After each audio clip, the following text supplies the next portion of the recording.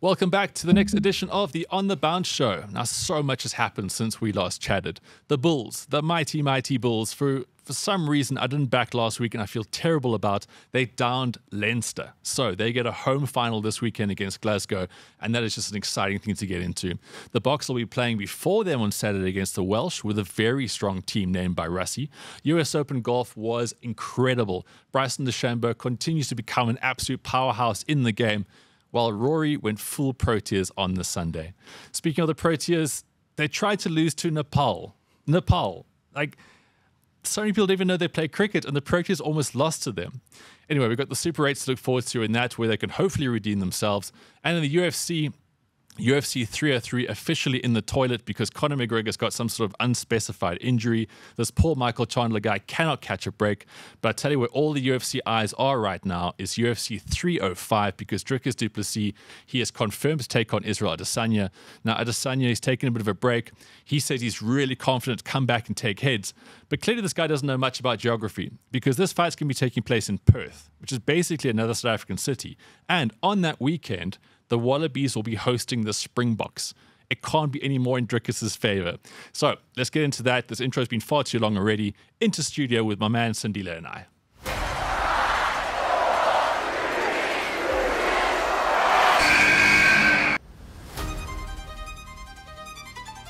Trust me, guys, I've not made a bad call on the show yet. For sure. So I've not made a bad call yet. So guys, go big or go home. These are certified winners. We've given you all the logistics and why they will win earlier in the show, so back us. Okay, so I'll look. Before we wrap it up, I'm going to scrutinize two of those calls. Which ones? Poland, Lewandowski's not playing. Trust me. Okay. Croatia, they're going to beat Spain? Yep. Okay, well. Luka Modric. Sandile, lovely to have you back in studio. Lovely to be here after a big weekend. Big weekend, humble pie weekend, Ben. So I know I'm going to owe a lot of people a lot of apologies on this one. No. Never apologize. You win some and you lose some. I mean, are you talking about the fact that Croatia didn't beat Spain? Are we going straight into that one? Okay, cool, guys. Yes, I made a huge call that you should just trust me on the Spain game.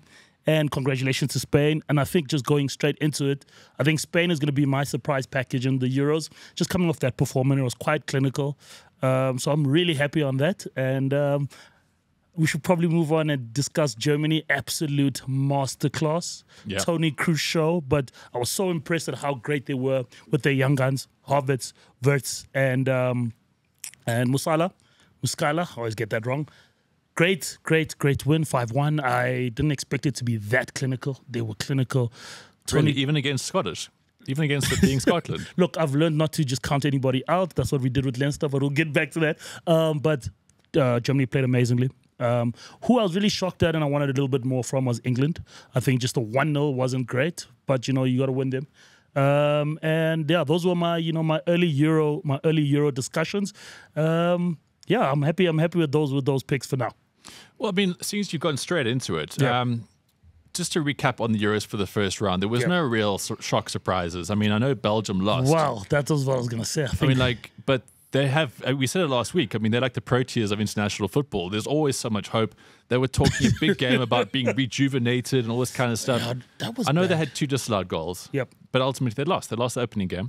Yeah, it was. There was no other real surprises. I mean, the other surprise being Albania scoring straight away against Italy. Of course, and which was fun, but I mean, it wasn't a big deal at the end of the day. I think just to touch on the Belgium one, I really didn't think they were going to be this bad off the jump, so that was shocking. But I think Italy, I had them as a firm number 2. But now with that, leaky defense, which is never an Italian thing to do, to have a leaky defense, they were below average. And I've got a bit of a scare for France now with Kylian Mbappe and his broken nose. He's definitely missing the next game. So, and he's the leader, he's the captain. Does that mean he's going to wear one of those weird masks? He's out for the next game. Really? He doesn't jam in the next game. So we hope that, they've got a lot of depth. So we hope that, they come through. So my early predictions have been thrown off, but I've got Germany now. I've got Germany now. That machine is well oiled, and I really think that depth and the way Tony Kroos is playing and also with a whole bunch of young guys coming through those ranks. Very happy with Germany. So, guys, I'm not going to say trust me on this one, but trust me on the Germany call, I promise you. Okay, well, fair enough. I mean, everyone's allowed to make a couple of calls that might go a bit left or right, okay? And always have confidence, because the thing is, people pick up on confidence. Yeah. So, I mean, I'm not as big a football fan as you are, so my interest is a lot more superficial. Sweet. I've got a feeling. Do you reckon Portugal could be a dark horse? And wait, look. Before I push you for an answer, you watch Portugal, all eyes are on Ronaldo, but he's not their best player. No, let's be honest. But I think there's almost something like quite cool about the fact that he draws so much attention. It's a great call. While other Oaks can then thrive around him. As long as they can internally deal with his hissy fits from here and there, I reckon they could be dark horses. You're right. There could be dark horses. And obviously, the one thing about about Portugal is that they really play for Ronaldo and they play for themselves. So I like that call as a dark horse. A cheeky dark horse. And I shouldn't. Cheeky dark horse. A cheeky dark horse. Is that CDH. Is that I really have, which is weird. And I watched the Netherlands game. I think Netherlands could make a little bit of noise moving through into the next round. So I have them, slowly watching them and Spain in the back of my mind saying, could this actually be something shocking? I know the Spain one shouldn't be that shocking, but with the amount of great teams in it, because we know England at some point chokes, I think those two, I actually like them as a dark horse. Well, I mean, look, you make that call about the Netherlands. They've got a chance straight away to show they've got something because their next game is against France Friday at 9. I've got to also give a Man United legend, Weghorst. He scored that winning goal for the Netherlands. Shout out Man United legend. That was interesting, and there've been so many interesting picks in this Euros that we didn't initially count on. We all went for England because of their firepower, but Spain, Netherlands, Italy, even though, they may be big names, we always are backing England because of just what they have on paper. But I like those dark horses coming through. Just going back to Portugal there quickly, we spoke about Ronaldo. I'm amazed that Pepe is still playing. Oh, Pepe's 41. 41 years old and tackling like a prime 22-year-old. If you Google Pepe, you'll get a picture, which I'm pretty sure is an old photo. But again, it strikes me like that probably looked like that when he was 16. That's probably a photo from the media day. That's how crazy he's looked. But talk about continuity. At 41, you can still get into that team because it's not like it's a team that they need the stars. I mean, there's depth in Portuguese football. 100%. And there he is, 41, stalwart. But there's that word again. Shout out to stalwart. This is the third time he said it on the show. I think he's just an awesome, advocate for Portugal football, and he's actually still good at that position. He can tackle. Just the red cards and the aggression, but that you do need some strength like that in a very tough Euro competition. So Pepe at the tender age of 41, guys, you can live your dreams until the day you want to retire. I mean, that's the big story about Pepe for me. I mean, Pepe's got like 6 years on you, doesn't he? Like it's a way to throw my age out there, Ben. Okay, so we've got a really great weekend ahead for these games. We spoke about the Netherlands-France game probably being like the one for the weekend. Yeah. Sorry, I've just got completely the wrong screen here. I'm getting all excited. If you've noticed, I'm in a Bulls jersey for the show here. I felt so bad about not calling them last week that I thought, humble pie, wear the colors. But there's another thing about the studio is that because there's so much high tech in here, it's cold. So here I am. Little chilled here, little chillers. Getting a bit of a... if this studio was like 4 degrees, it would be a little bit better. Okay, so... The other game that I'm really excited about for this weekend is Poland versus Austria. I think Austria, again, I wouldn't go as far as calling them dark horses, but that's pretty cool. We've got Georgia, Czechia. Czechoslovakia. Czech Republic. But when did they start being called Czechia? I don't know. I think we need to correct ourselves on that one. Saturday, we've got Turkey versus Portugal. Yeah. And then Belgium versus Romania. And Romania... 3-0 winners, first game. Yeah, that's the other thing I want to chat to you about there. So Romania, again, this is the great thing about these big tournaments, that all our eyes are on the teams we've already mentioned. Yeah. But then you get like these stubborn teams on the side. I'm not going to call them fringe because it sounds disparaging. Yeah. But these folks, this is the highlight of their lives, to get to the European champs like this and play. And Turkey looked pretty good in their first game. Yeah, and when you talked about Poland initially, Lewandowski gets back for this round, hopefully. So that's going to be interesting for them. Mm-hmm. Romania, I have them, and we'll probably talk about it later, I have them probably losing the next game against Belgium. But for some reason, I've got a feeling that Romain, you're going to pull it out the bag. You know, I think with that form of the first game and now a true belief in him. And yeah, man, I think that's exciting. And like you were saying, you know, a lot of people had them as pure underdogs, thought they were just going to sweep right through them. They now have got the biggest goal difference in that group. So it's, goal difference counts so much when things get tight. Exactly. So it's going to be exciting. And this is, for me, sad times for Belgium because this is the last time. They probably run out altogether. People like Kevin De Bruyne, people like Lukaku. You know, I think this is the last one for Kevin De Bruyne. So I'm hoping that they bring it back. But yeah, it's going to be interesting. Okay, hopes are quite medium there. So, I mean, we've got to talk about the US Open golf, not just because I love golf, but like I was getting all excited about the fact that it was being played at Pinehurst number 2, and that golf course did not disappoint over the weekend. It humbled those oaks properly. There were certain runoff areas where it was game over. I think if I had to go play that golf course, any of us had to go play that golf course, it'd probably take us like 8 hours to finish there. Guys, I want to tell you how great Ben is at golf. We're going to get into it at some point. So when he says that, he could probably just go pick up golf clubs and go play. It's because I care. It's because I focus on it. I'm about as good as golf as Sandile is at paddle. Oh, wow. So there was something so great about that final round. Okay, we knew there was only about 2 or 3 guys that could possibly win it. Scotty Scheffler, unfortunately, didn't feature at all. He just never got out of the blocks, and that golf course, you can't exactly go chase scores. Yeah. So that round started with Bryson DeChambeau in the mix. He had a 3-shot lead. Incredible, because he just had no fear in that golf course. Yeah. Ludwig Aberg, okay, we know this oak's the future.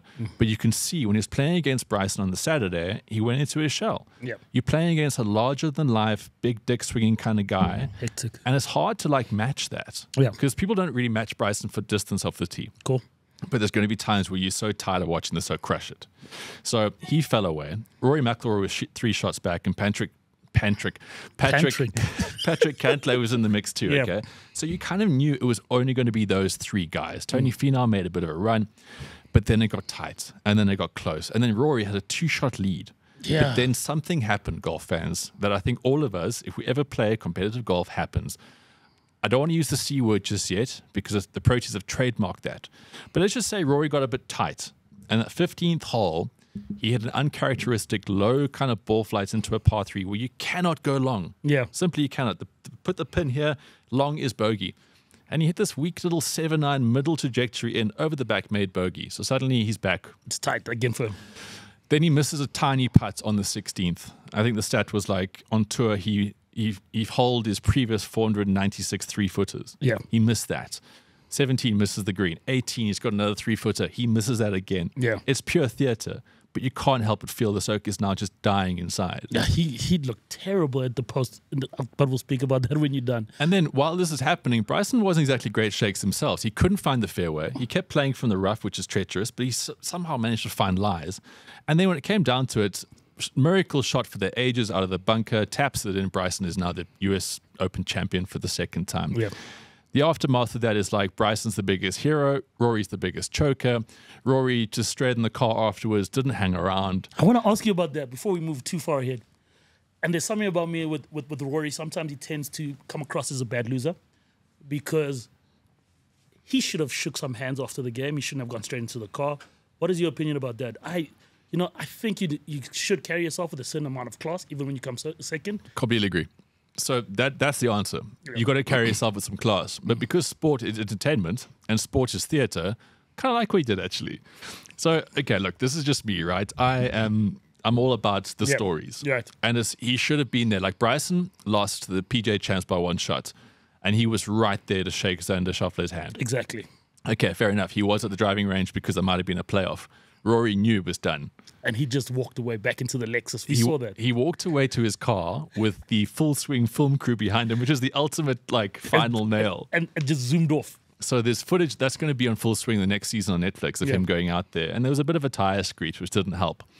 He subsequently has put a statement out over social media where he said, first and foremost, well done to Bryson, didn't go my way. I feel like I'm getting closer. I'm taking a few weeks off, all that kind of stuff. But you need to be in the flesh to say that. I think if you really want to be a contender, this is what worries me about Rory. If you really want to be a contender, you can't act like that. And you simply aren't intimidating any of your competitors when you have the simpier approach. Yeah. Most of Tiger Woods' career, he won because people were shit scared of him. Now, when people see Rory in contention, He's the guy that got in the car and drove off. Exactly. He's the guy that didn't face the press. So his aura is lower now as a result. Yeah. Do you think it takes away from, the legacy of being a true champion because he walks away, but when he wins, everybody must stick around?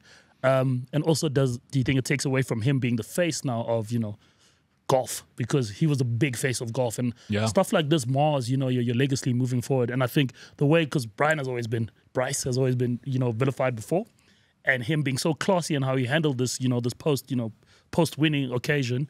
What do you feel about that? Well, it's a classic actions speak louder than words thing, Yes. right? Now, Rory has put a lot of words into the ether, for better or for worse, in the last 2 years. But now people have forgotten those words because you do, and you're going to string yourself to the action. His action was basically leaving that course tail between the legs. And again, like, I'm no sports psychologist, but I just think that it's so damning. And professional sport, the wild, swimming with sharks, you show weakness. You show a little blood in that water, everyone's going to pounce on you. So Rory's got big scar tissue now here. 10 years without a major. Yeah, he's come close. I mean, Oaks, there's obnoxious fans out there who are putting Proteas emblems onto his shirt. And when you start getting memed, in sports, the road back's longer than usual. It's going to be super long for Rory. It's going to be super tough. And I had him and as my number 2. Yes, I did. No, look, that was a good golf call, guys, and I won't make a lot of them, but I made a great one. Look, Rory should have won, and people are saying that Rory lost rather than Bryson wins. But it's a terrible call, man. I always find this a bit of a wanky call because it's like someone tries to sound intelligent and they say that. But ultimately, the US Open's tough. People said, like, Bryson was 1 over for the last 5. You should have beaten that. But on that golf course, all bets are off. We're so used to pros having plus or minus 15 to 20 to win. And that's not how US Open rolls. And they pride themselves on that. So one last thing about golf, which we need to talk about, is that I know Bryson's like the be-all, end-all right now. Everybody loves him. But because he went to live, he got snubbed for the Ryder Cup. And now he's snubbed for the Olympic American team. Now, the American team is Scotty Scheffler, Wyndham Clark, Colin Morikawa, and Xander Schauffele. So that's basically, obviously, based on rankings and systems. But Wyndham Clark has lost the plot since becoming US Open champ. And I don't want to cut you on that one, because obviously everybody now has watched Full Swing and their last call for the Ryder Cup. Is it really still an old boys club where, me and my mates are going to go play for Team USA? Because, coming off the last Ryder Cup, you think they'd go with the best for the Olympic team. Me and you have been discussing that. So what is your actual opinion on, like, that Olympic team as is coming off that Ryder Cup, L, as I would call it? So the thing about the Olympic team is it's a lot more clinical. It's a pure ratings kind of thing. Scotty Scheffler's number 1 by a mile. Wyndham Clark is up there in the points, but he's been pretty useless since then. Colin Morikawa has been quite solid, but he's not winning. He's not contesting, And Schauffele won the USPGA champ, so he's there. I just think it's like, just for the PR aspect of this as well, to take a US Open champ to represent Team USA at the Olympics. Like, it's cool, but I mean, these things are set in stone. I think more to your question about the All Boys Club is that Ryder Cups can sometimes fall into that. Now, Zach Johnson, who is about as charismatic as the book on the bottom there, which we're hiding, he chose people that he thought would gel together in his opinion. So he took people I didn't think were great for that. When you go to the Ryder Cup and you need to go away, it's kind of like in junior school, when skill levels haven't quite got to a position yet, you need intimidating guys to be on your football team, your rugby team, or your cricket team. You feel better knowing that a guy can bowl fast against lighties. And Ryder Cup's about aggression. It's about intimidation. It's about presence. So when you go to Ryder Cup and you don't have someone like Bryson who's going to go after people, he's going to give it his all. I just think that's stupid. You've got to put differences aside here. Missed opportunity. And I think the more that people become so endeared towards Bryson again, they're going to realize, like, we can't actually snub the live guys at all, because Bryson is like the sport. And I keep saying this, and we mentioned Tiger last week, and I mean him no ill by this, but he shouldn't be there anymore. He's not there as a player. So golf needs that sort of like real needle pusher, as they say. I agree. And it's Bryson. It's Bryson all there. And I'm not going to fight that. Crazy. As you can tell. That was a great golf segment. I enjoyed that for myself. Should I move on to this? Well, you know what? Let's go straight to the NBA Finals, because I know it's a very short part of the show. Oh, God. The Mavericks came back with a huge scoreline over the weekend. No one really saw that coming, but then Reality Check came back pretty quick. I know this is my humble pie segment, so I have to look straight into this camera and give all Boston Celtics fans a big congratulations. You are now the most winningest franchise in NBA history with your 18 championships. It breaks my heart to say that. Magic Johnson even dropped a tweet saying he cannot believe that the Boston Celtics are now the greatest, most winningest franchise. Everybody who supports Boston, I know you've been waiting for me on the timeline. Congratulations. But a big congratulations to Jaylen Brown. He was always regarded as the number 2, in that team over Jason Tatum. And he actually won Eastern Conference Finals MVP and then backed it up to win the overall MVP in the playoffs. I think for Luka Doncic, there is a lot of learnings that he has to take out of this. He has to get better at defense. Unfortunately, the lights are on him now, and that's the difference between a number 2 and a champion. You have to be great on both sides of the ball, but, Boston Celtics played really well. This is like the 8th time in 10 years they've been to a finals, so it was just a matter of time. I have no ill words. My heart breaks, but congratulations to the Boston Celtics. Just out of interest, who's your team? The Los Angeles Lakers. Okay, so I know this for future seasons. Yes. What happened to them this season? Why weren't they there? Oh, we just played terribly. There's a lot happening with my franchise right now. LeBron James is the aging superstar. He turns 40 this year. Do we move on? My front office needs a coach. Hang a second, 40. So LeBron, Pepe, James. Yeah, LeBron, Pepe, James. Yeah, so they just had a terrible, terrible season. But actually, outside of that, I think what was awesome is that, NBA Africa got to, bring us down to watch, the finals. It happened at the Galleria in Sandton and a couple of other places around Africa. So that was such a dope advertising for the game locally. So, yeah, it was an awesome weekend. That's the game where Dallas blew them out. And, yeah, it was an awesome production and it was great. So we'll get into this obviously closer to the time. Yeah. But I'm not a big basketball fan, but I do like it when it's at the Olympics. If, again, from an outward perspective, we don't follow the game. You think the USA team rocks up at the Olympics and gets gold. Is that kind of the case? Do you feel like it's going to be the case this time? So historically, they will only bring in their best players when they've been beaten. So they lost at the World Champs. So now every favorite American basketball player is going to Team USA, even some that aren't really American. Joel Embiid has now bought in. He says, I'm going to play for Team USA. And they've brought in their heavy guns, but basketball has now become so diverse and it's one of the biggest growing sports in the world. So the last 3 the last 3 MVPs in the NBA have been all European. The game has grown so big.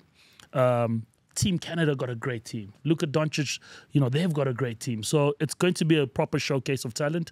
And it's exciting times for basketball. EuroLeague was, amazing. Panathinaikos, and always flips me off. Just won the EuroLeague. So basketball at the Olympics is going to be such a big thing. And both, the female game and, the men's game is going to be, awesome. Awesome. So we need to move on to the UFC. So, this is a story that happened late last week. Now, Conor McGregor hasn't fought in 3 years. And when last time he fought, he snapped his leg on Dustin Poirier. And then we felt like he was gone. Now, he kind of pulled a bit of an Adele times 10 because he absolutely took a lot of steroids, okay? Because now he suddenly became huge. And again, memeable character. He was then in a movie with Jake Gyllenhaal. And it's been a real sideshow. But the thing is, he's still the biggest name in the sport. Well, I always say John Jones is the biggest because he's the greatest, but McGregor brings a lot of bums on seats. Yep. He got a lot of people to get into UFC, and I was kind of on that wave, when McGregor became a big deal. Jorge Masvidal used content to really become a big deal, and of course Dricus du Plessis coming into the UFC. So those 3 fighters for me were instrumental in me becoming a massive MMA fan. So in recent times, Conor McGregor has to come back and fight somebody. Now, Michael Chandler, who came from Bellator, really great guy, incredibly exciting fighter. He was pitched to now fight McGregor. It made so much sense. I've got some deep fighting words for you in Conor, but let's go. That fight, McGregor versus Chandler, made so much sense because Chandler had title shots. He was up at the top, but, he was on the way down because I think he is 35, 36 years old. We know McGregor's past his prime, but people still like watching him fight, and he's still kind of in the mix. So those two got squared off. They went on to the Ultimate Fighter reality show. So that's, if you don't know the sport very well, that actually saved the sport back in the day. And it puts 2 people as like team captains, and then they have a team of fighters that they mentor, and they all fight. And then obviously the winners, the team captains, then fight after the series. So now it just keeps getting delayed, this fight. But Michael Chandler, of course, they want to fight Conor because also the biggest payday in the sport. Pay-per-view money, you're going to make huge money. Like, it's just incredible. This poor guy is now to wait and wait and wait. UFC 303, 30th of June, I think it was, end of June, it is set. No, he's pulled out now. Undisclosed injury, no one knows what the severity of it is, but ultimately this card was all about this fight, and now it's done. If Dana White had any hair, it would have gone this last week. That's probably why he's completely committed bald. Yeah. But that's done here. That card is now fallen to pieces. So Alex Pereira, who has now become stalwart of the UFC. That's the 4th time. But he is. Yeah. This dude is now saving this card, but it's in a fight that nobody really wants to watch. He's fighting Yuri Prohaska, okay, who's that crazy Czechoslovakian Croatian European oak who lives in a cabin, and he's like a monk slash ninja slash sensei. Yeah. That's like a born warrior. But when Pereira fought him, he beat him. And no one was like, can't wait to see the rematch of that. But that's what 303 is now pinned on. Yeah. He's butchered. And I wanted to go back with Conor, and I think... Please do. You know, as people who went naturally, you know, UFC fans, he brought in a lot of people into UFC. And he's become a little bit of a side joke now in the game. He's become... It is sad, yeah. It's sad. It's going to probably touch into me and Mike Tyson when we talk about that segment. But the thing with Conor is a weak media statement that he came out with. He said, he wants to be, you know, in the best shape of his life, and, you know, my fans need to see me at the best. Steroids help you with that, by the way. Another thing is that, and I want to say this properly, we've never seen Conor back at his prime since he snapped his leg. You know, we've watched all the documentaries. That prime is over. Well, I mean, ultimately, we haven't seen him at his prime since he lost to Floyd Mayweather as a boxer. Because let's be honest, if we're really critical here, when he lost to Khabib, and some of his best punches were thrown after the fight against Khabib's teammates. Exactly. He's been on the downward spiral. And, you know, there's a lot of things that Conor has also done before this fight that lets me know this is not a pure just injury issue. We saw him in Saudi Arabia trying to get into another boxing fight with Manny Pacquiao. He's consistently in every nightclub in the world. Shout out Joling. He's now an actor. This is no longer a priority. And, you know, I think Michael needs to let go of this fight. And the big problem for Conor, and it's my prediction, is once Michael gets over this fight, I think Conor got to walk into retirement, because then nobody really is going to be, you know, want to fight Conor. Yes, the purse is important, but he now owes the UFC a ton of money for dropping him at this level. We all know this fight is not going to happen by 2024, so Conor is not going to fight this year. Well, actually, so this is where news has surfaced in the last couple of days, is that because he's talking about an unspecified injury, which is just a nice way of saying, I'm not into this. Yeah, exactly. People are saying it could turn around. Now, Ariel Helwani is a guy that isn't very much liked by the UFC, but I think he's a pretty good journalist in that space because that's been his gig for a while now. He said this fight could take place August, September. So now, I totally agree with you. Chandler must walk away from this. 100%. And the UFC have said, obviously, they'll give him whatever he wants going forward, because the guy's been sitting on the sidelines. I think November 2022 when he lost to Dustin Poirier. And this is the second time this fight's moved, right? Yeah. It's constantly been delayed. He went through the whole tough series. So Michael Chandler should walk away, but the carriage is so big, and yet it's still so close because it might happen in September, August. So now if you're thinking September, August, I've waited 2 years, I can wait another 2 months. But this poor guy, it's this endless heartbreak, and I think he needs it because, again, this could be his last fight. Yeah, it's I think Conor got to call it, and I hate to say it because he's such a draw card. It's another Tiger situation. It's a Tiger situation. It's a Mike Tyson situation. Just call it, let the UFC progress. And there's so much excitement around the UFC now. I think we can now get some new faces of it. And also, to be honest, he's not committed to it. And I think he's letting down a lot of, you know, us Conor friends. And it's also okay for you to be a boxer outside of your prime. And we can just move on from that. So Conor,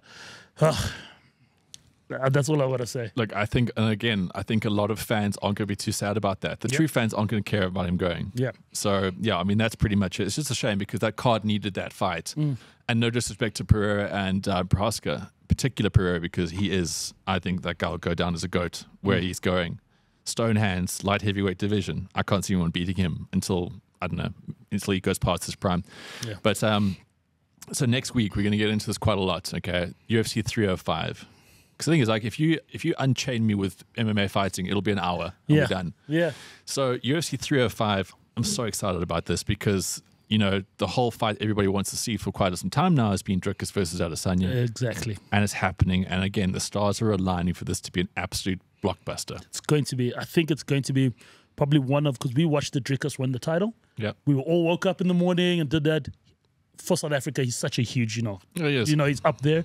But this is the fight that we all wanted to see. Yes, it couldn't be in Joburg at FNB Stadium, but this is the biggest fight. And I know they have to have a rematch. This is going to be exciting. This is blockbuster stuff. This is you waking up with your friends and going to go watch, you know, this fight. This is going to be a fight that we talk about for a very long time moving forward. Yeah. Just because it's, you know, aligning of everybody in their prime, you know, prime-ish, but you understand what I'm saying. Fair enough. Yeah. But spoiler alert, UFC Africa is never going to happen.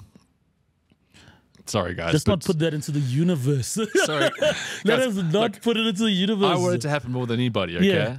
But rands and cents or dollars and pennies, however you want to describe it, the UFC is not going to make it happen, unfortunately. We've got to wrap up fighting just by talking about the side shows. Got you. We didn't get it this last week, but the Jake Paul Tyson fight, it was meant to be scheduled for July. It's now been pushed to November. This is a sideshow, right? It's not just me who thinks this. It's a joke. It shouldn't happen. Mike Tyson, and look, guys, I'm 34 years old. I got to see Mike Tyson, and he's a true heavyweight killer, a true legend of boxing and fighting. It is so, you know, it upsets me when, you know, a competitor never knows when to let it go, you know. And he's 59. The reason the fight got moved is because he is 59 years old and had an ulcer attack. He walks on a stick, guys. If that fight gets sanctioned again, it's going to be, you know, it's going to be so sad to watch Mike Tyson go through that. It's really sad. I mean, Mike Tyson is one of the baddest men to ever walk the planet. Exactly. I'm talking from back in the day when you had to beat a woman over the head and skin the Neanderthal from his coat. Exactly. Mike Tyson's up there with hardcore. Yeah.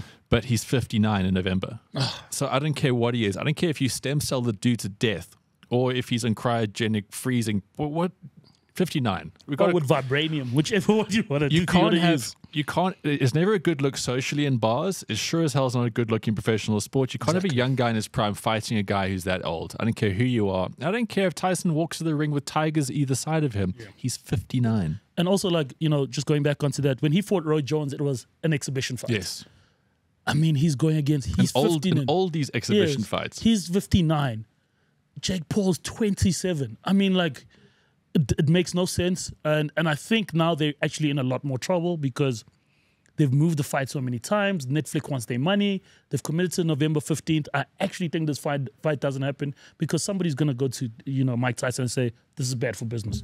We can't do it. Nobody wins. Yep. But producer James just told me that the original date for Tyson versus Paul is now being replaced with Mike Perry. Now, if you don't know who Mike Perry is, an absolute fucking write-off of a character. There's no other way to describe this guy. He was in the UFC, and he would win a fight and basically claim poverty and how, like, he needs money because he's got ex-girlfriends and, like, ex-wives. He's got alimony he's got to pay. The guy can't get to training. Eventually, he fell out of the UFC to his natural place, which is bare-knuckle fighting. That is and he's been good insane. There. He's been good at bare-knuckle boxing. He's not all there in the head. This is the kind of guy that Jake Paul needs to be fighting. I'm so happy about this. This is a fight that makes sense. It's a side show that is actually a main show. I'm all for this. Great news. And it's sad. It's not sad. I really could care less about that guy from Disney Channel. And I know that's a harsh thing to say. He's just, you know, and I get the marketing of a YouTube sensation coming to do that. You know, people like KSI have done it. But there's something very lame about, you know, what he is doing. And I hate to say that. Okay. Something very lame. And if Mike Tyson gets into that ring, I hope he does what Anthony Joshua did to that guy from the UFC and just beat the brakes. Yeah, and just beat the brakes off of him. And we all want to see that if this fight happens. Well, you've just nailed the Jake Paul business model. Yeah. People want to see you lose. Yeah. And that's why he sells. Yeah. Anyway, I don't want to see him lose. I don't want to see him win. What we do have to get into is talking about the Proteas. Let's do it. Now, I know you love talking about the Proteas. That's why I've allowed you to build up a bit of momentum here. We've got the other sports. Yeah. We've taken some quick singles. Yep. SA versus Nepal. Now, when I went onto Super Debates last week, I had a look, like, what's the market on this? I think it was 14.75. Okay. So that's when you know you're not an underdog. You're not even on the table. 14.75 is what the Nepal team would get you for a win. You wouldn't even look at it, laugh it off. They won by 1 run, the Proteas. They won by 1 run. There was a stage where I think Nepal needed 31 from 38 with wickets in hand. Now, this was taking place in the very early hours of the morning, so nobody was really watching this. But they could have actually coasted to victory. That's how bad it was. Oh, Proteas. I think the Proteas are just doing this for ratings. They cannot do this to us every game. Sorry, can I just preface that by saying the unbeaten Proteas? Yes, they're unbeaten, but gosh, our heart rates. What happened to being clinical? I have to take the good with the bad. The Proteas are undefeated. And, that's what I've got to take out of this. You've got to win what's in front of you. But my gosh, that Nepal game, same thing as the Bangladesh game, we actually should have lost those 2 games. Yep.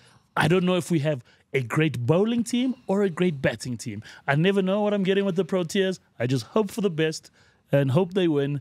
And, we're going to the Super 8 and after this Team USA we would have played and hopefully won against Team USA. But it should be concerning that we are never clinical.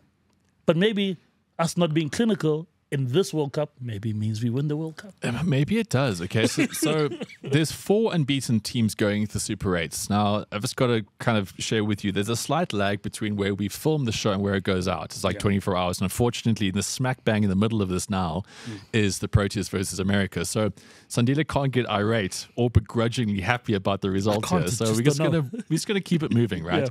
Yeah. Now, the Super 8's got 4 unbeaten teams. And the Proteas, yes, to their credit, they have been unbeaten. This tournament, we spoke about it last week. Tricky pitches, T20, the nature of T20 is already a bit of a lottery. And I think it's been great as a spectacle. So let's not maybe be too critical. But this is where the rubber meets the road on what you're about, right? Great English for saying. Shout out. This is where it happens because now in the Super 8s, the Proteas have to play a dominant West Indian team who just... also unbeaten, got through their group, playing at home, and absolutely annihilated Afghanistan, who beat New Zealand. Okay, New Zealand went out. Shout out Lockie Ferguson, 4/0 for 3 when it didn't matter. But now they play West Indies, and they play England, and they play USA. So I think now with these 3 games, we'll know what's up with this team. And I'm going to say quietly confident because I prefer saying that to being, I don't have the stomach to watch them. I don't even want to say anything. I will take it as it comes. Yeah, well, fair enough. Okay, so the Super 8s, we've got an interesting weekend for the Super 8s. Okay, so Friday, Australia versus Bangladesh. Australia, again, they're just looking like Australia. You know what you're going to get from them. They're explosive, they're decent, but there might be, a little giveaway here or there. We play England Friday, so that'll be a 4:30 game. That's a great way to start the weekend. Eh? That's a tricky game for us. United States, West Indies Saturday, England, Bangladesh Saturday, and then it goes Afghanistan, Australia, England, America, West Indies, SA. So we got that last game's huge. It's going to be electric then. And then Australia, India, Afghanistan, Bangladesh. That wraps up the Super 8s by Tuesday the 25th. So, look, we need to finish top 2 in our group of 4. When it comes down to it, you want to win a tournament, you got to win every single game. Exactly. Starting with the USA, England, West Indies. I'm excited. I'm just gonna leave it at that. Because I want to be positive. Yeah, I think it was my 2024 news resolution. Yes, please. That's I want us to be positive. But what's so interesting about this T20, we've got 2 former champions who went out. We got Pakistan who went out miserably. They've got to go finish. They got to go deal with what's going on with them. The bridesmaid who was in New Zealand always they went crashed out. But I looked at the New Zealand team. It's a good team. Exactly. They've got good fast bowlers. They've got spinners, good spinners. Yeah. They've got great batsmen. Yeah. Gone. Done. Yeah, so it is, Sri Lanka, we've spoken about them in depth. So I think there is a changing in, the hierarchy of, T20, T20 cricket. Because I don't think, the Bangladesh-Australia game is, finished. Bangladesh will carry you, to 20 overs. And I think, Bangladesh will give us some surprises. I mean, Afghanistan to go through as well. That's...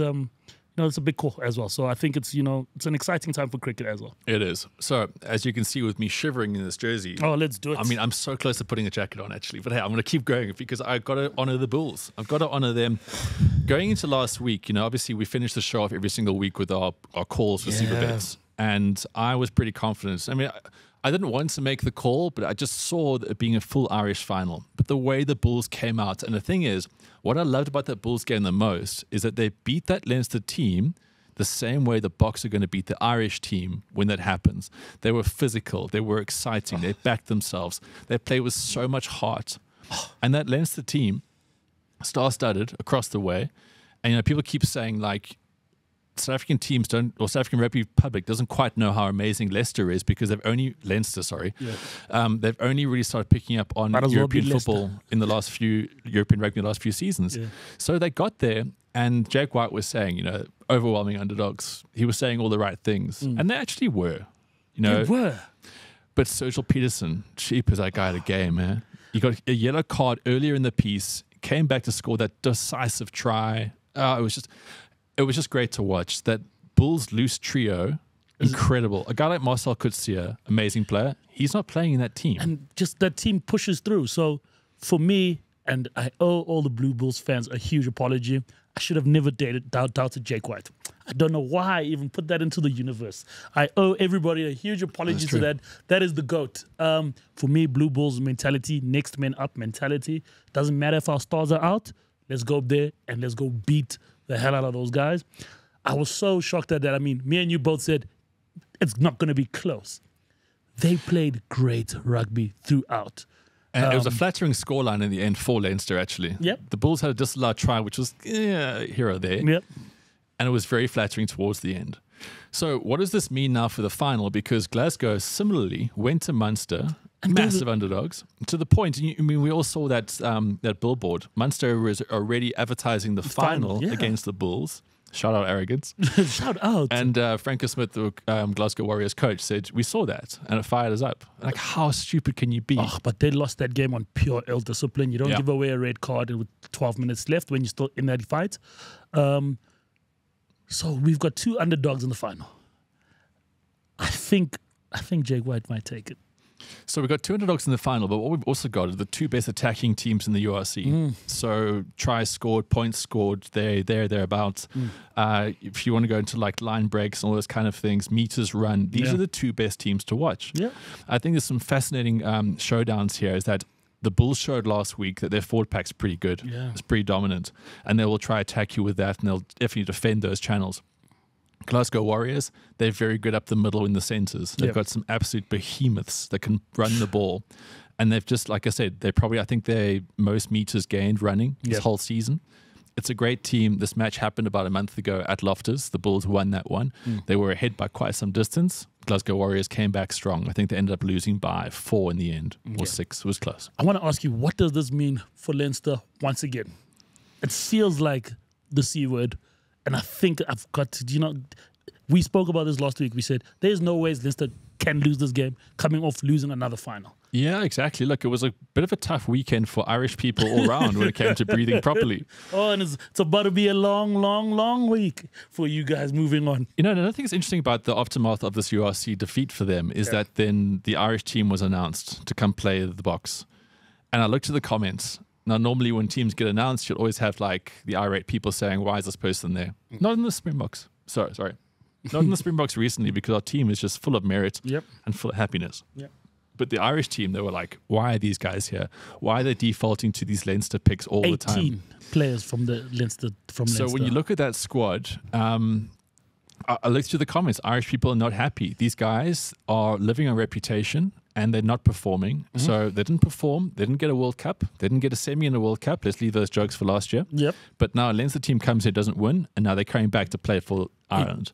I think if you look at the Irish team that's coming out for this tour, Jamison Gibson Park, is that how I say his name? Yep. Jamison Gibson Park. The moment you hyphenate it, I kind of lose concentration towards the end. He's not coming to South Africa on the tour. Preparing for Olympics, right? No, he's got a hamstring injury. Oh, hectic. So, hamstring injury, he's out. He's the massive talisman for that team. And Hugo Keenan as well. Yeah. But, Gibson Park, they generally say that DuPont's the best rugby player in the world, but he is the best scrum half in the world. Apparently. And you watch him, like, he's dynamic. And that team needs that because you don't have Johnny Sexton. Exactly. So now this Irish team is coming out here to play the Boks at home without the 9-10 that they've had so much success. Johnny Sexton, stalwart. Another one. Stalwart. No, Another one. that one I can agree with you. That's a stalwart. That was a good one. Yeah. So yeah, the Irish team is coming out with some people who don't know a lot of success in the last year. Let's be honest. I mean, it's cool, Six Nations, credit, but there's going to be some doubts here. Yeah, so I think with the Ireland team, and also we've got to be kind of kind to them. They've got 5 million people. I think Mlazi got more people than Ireland does. I think for me, the big omission from that team is Ross Byrne, and one to watch for because he kind of has to have a big performance is Craig Casey. But 5 million people, a lot of injuries, and a big transition for the Ireland squad. The team that they built for the World Cup, it's not going to be the same team that comes down. So they've had to back Leinster because that's their marquee team. I'm surprised that it was 18, especially coming off 2 losses in the finals. I know they could have won, and it would have been a different, narrative, but it feels like a loser narrative moving into this big test. And yeah, I don't want to call it, but I think we're going to give them that work, as I would say. Yeah. But big issue of depth. And they should have it. So speaking about depth and issue, we might as well go straight into the Springbok team against Wales. Now, I'm excited about this team. Okay, I wanted to see a few guys in the team that aren't there. I won't get into that because, they'll all get their chance. I don't want to go against the selection here. But if you look at this Bok team, damn, it's exciting. Yeah, it's exciting because you've got the structures. You've got the people. Ibn Etzebeth, 119 test caps. The Welsh forward pack, 118 test caps. It's going to be a long day for Wales. It's great. It's great to see that we've got this, but then we can also blood talent like Jordan Hendricks are coming in off like debutants. Edwil van der Merwe, debutant coming in. This is so exciting. We've got great guys on the bench. We've got URC form being rewarded. Yes. We've got our guys who we know what they can do. Peter Steph-Toy, ever since he said 2 words in the Chase in the Sun episode, captain's armband. Of course, Cyril Khaleesi's still playing French club rugby. Yep. It's outside the international window. Yep. And then Evan Roos comes in as well. Not that we don't have 27 other great number 8s. In the world. Can you imagine? This team is so damn exciting. It really, really is. Yeah, I think for me, what's crazy is that there's so much talent that's not coming down. Yeah. So I was just looking through, the front pack. You got Oxenchair, Malcolm Marx, Vincent Koch, Ibn Etzebeth, Franco Moster. That is your second string. Yeah. They'd walk into any national team and win another World Cup. And then captain, obviously. And, Rassie always said something about the captain that it's going to start changing as we move forward. I love Peter Steph-Toy just off that World Cup final, what he meant and all that tackling. They're going to run out and play for him. But I think for me, what's exciting with also bringing a new coaching staff, with Tony Brown. Tony Brown. That's our man. Tony Brown, who knows SA, huh? He's not just this guy they plucked out because he was a Kiwi. He played for the Sharks. Exactly. Played for the Sharks with embarrassing gloves on his hands. And what's... we know him. So what's actually going to happen, because we keep on talking about the rule change, so what's happening is that we're going to put in more gas into our team. Yeah. So putting in Jordan with a veteran squad, and I really love that because then he won't suffer. He'll make his mistakes, but he will be covered by Jesse Creel next to him, Faf, and then his mistakes won't be so exposed. And let's just keep on adding into, the chain of the Springboks. Because as we're saying, this is a second string Springbok squad. But they are the best depth, that we've ever seen, that's moving forward. And we've got to get into bring in new fresh talent. If this is the second string squad that we're going to bring, the depth in SA rugby is absolutely insane. It really is. So much so that I think the terms like second string and B teams doesn't get used that much because we know that we are a squad of 30 guys that get rotated a little bit. Yep. I know you get your match day 23, but ultimately we've probably got 30 incumbent Boks. And that's the way we kind of look at it like this. So yeah, that game will be taking place before the URC final. So what a day. What a sporting day. What a day. I'm waking up on Saturday morning. I'm playing Royal Johannesburg East, easing into it. Probably a beer afterwards. Yeah. Then I'm going to Pretoria. I'm going to watch... Oh, you're going to the heart of rugby. I'm going to go into the heart of rugby and Braai Place, and I'm going to watch the Bok game in a nearby place. Haven't determined that yet. Yeah. And then I'll be at Loftus, West Pavilion, not the US. I've spent time in the US Pavilion. Don't you look at me to say I'm not good enough for the stadium. I'll tell you what, I've done my time in that stadium. But we're going to go Grandstand West Side, watch the game. It's going to be electrifying. What a Saturday. It's going to be this is what you want as a sports fan, right? Yeah. And this is what we're lining up every single week now. Start the show with us. Start the weekend with us on a Thursday and just lap everything up from there. So I want to say one last thing about this depth of the Springbok squad. Mampimpi is the only one in that back row that started in the World Cup. And was in that World Cup team. So that is how crazy Him and Jesse Creel. Him and Jesse Creel. And Faf. So that's exciting. I got that wrong, but but I'll try to let the void. Outside of Faf, Jesse Creel and my Pimpy. Great point. Great point. Great point. Anyway, so that's super exciting. I hope Sasha Ngomezulu gets a run. Feinberg Ngomezulu gets a run because he's super exciting as well. But okay, best case scenario, where do you want to see him play? I don't know. I don't want him to be another Ruan Pino. But then again, these guys are so interchangeable nowadays, and the game plan of the Springboks, maybe that's the thing of the past where you can be so precious. Yeah, so I just want him to get a run because I think he's been one of the most electric, and he's probably going to be a generational talent moving forward. I also want him to get a Bok cap so England don't buy him. Because England are going to do that. Ultimately, what happens, right? They go, you guys have a lot of talent, we don't. We get one or two. Nah, so I really hope for him, he gets a run. And also shout out to Apelile Fas. I think he's also well deserved. World class, and I'm excited for him. Once again, depth of the Springboks, incredible. Okay, we're going to wrap it up on the section here with Formula One because they're going to the Circuit de Barcelona, Catalunya. You got it right. Yeah, okay. I'm going to have notes for these kind of things. Yeah. What makes the Spanish Grand Prix so incredible this weekend? Well, first and foremost, it's the 10th race of the season. So we're kind of at that really pivotal moment where if you're going to make a run on Red Bull, this is one of the races you have to do it. Yep. It's the start of 3 weeks in a row now in Europe. So, I mean, this is it. Like, we've had the big travels and the breaks. Yeah. This little 3-week period for F1 is so crucial. Red Bull this year aren't like far away, okay? Now, unfortunately, in Canada, Ferrari were terrible. Didn't finish, and that really hurt them in the constructors because they're not too far away from Red Bull there. Charles Leclerc is still pushing Verstappen for the overall drivers as well. So they're still kind of in touching distance where a couple of races where Red Bull might falter is anyone's kind of race. Cool. I say anyone's kind of race. It's them and McLaren. Mercedes, not so much. Yeah. McLaren have been consistently the quickest car, most dependable car out there. I think Lando Norris is the only guy that scored every race. Points in every single race. So this race brings all that together. And I tell you what else about this Spanish Grand Prix. Everyone knows this course because everyone's been testing this course. It's on the circuit every single year. People will say it'd be like, Red Bull are going to have an advantage, but every team has every right to feel confident on this track this weekend. I love the consistency of Lando Norris. Sorry, I didn't know you were done yet. No, sorry. I realized he's dead in the eye. I realized that. I was like, you're talking far too much about F1 here. No, I think, as you said, it's a little bit closer. I think, everybody everybody thought Max was going to go through, just run through the season, but Lando has been such a great competitor. I'm so sad to see, and I hate it, but Mercedes have just decided to collapse everything. They've decided to, my big highlight on our F1 thing was, we know that, Lewis is leaving, but back your teammate. Don't frustrate Lewis. He's still a GOAT. Give him that respect so he can transition into Ferrari in pure class, as we discussed it. But now I just feel like he's the enemy of the state at Mercedes. There's so many times they snub him. It's interesting you say enemy of the state. If you dig a bit on the internet, there's a few interesting threads I know on X in particular. Yeah. So Lewis has said in the last couple of seasons, he's told them about the car. Yeah. So, how F1 kind of works is that it's all about the car. You have a great car, a driver will make it happen on top of that. It's seldom the other way around. I think only back in the day, Schumacher could have driven that Benetton car. And just been a winner. Somehow he did that. Yeah. Lewis is always saying, the guys aren't listening to me. I'm telling them about the car. I know the car better than anybody. Toto Wolff then comes out and says, I think it's slightly overplayed how much input a driver has. Oof. And he actually even said it. It's a bigger loss that we're losing 2 engineers to Ferrari than it is to Lewis. Maybe not the exact same words, but his sentiments were about that.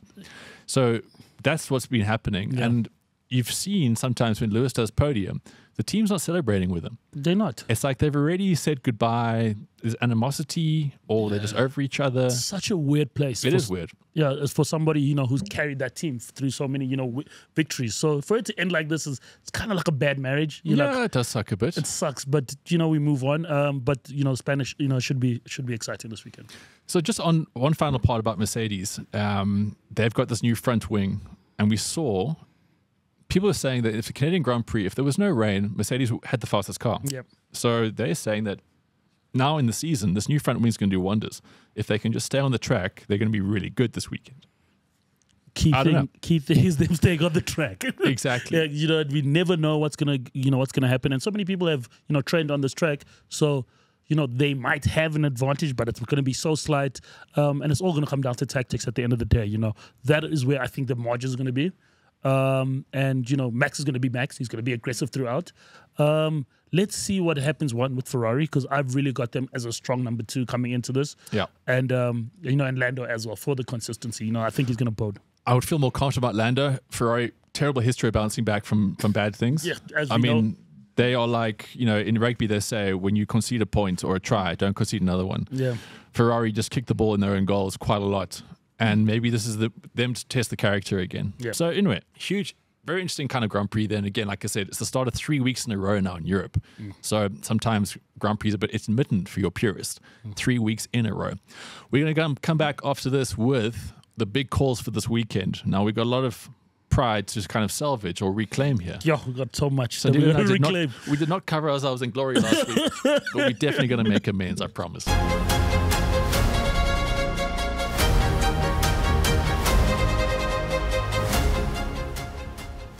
Alrighty, into the weekend we go, and of course that means making some big calls. Yes, sir.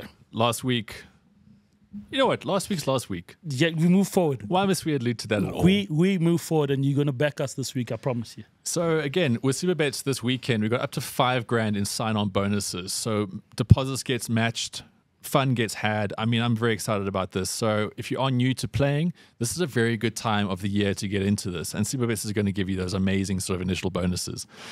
So I think I'm going to go first because I'm going to tee up because your calls are a bit more interesting than mine. So look, I'm going to play it safe-ish because these are the 2 games that I'm going to watch the most. So therefore, I'm very, very invested here. We've got the Boks versus Wales, and we've got the Bulls versus Glasgow Warriors. Right off the bat, we know who the favorites are, right? It's pretty clear. So what I want to do is I want to go Bulls and the Boks both to be leading at halftime and full-time. Now what that does is gives me 0.67. So $100 down, 167 back. I know I'm playing it safe here. Yeah, but the thing is, safe. I don't want to get burnt after last week. Last week I was 0 for 3.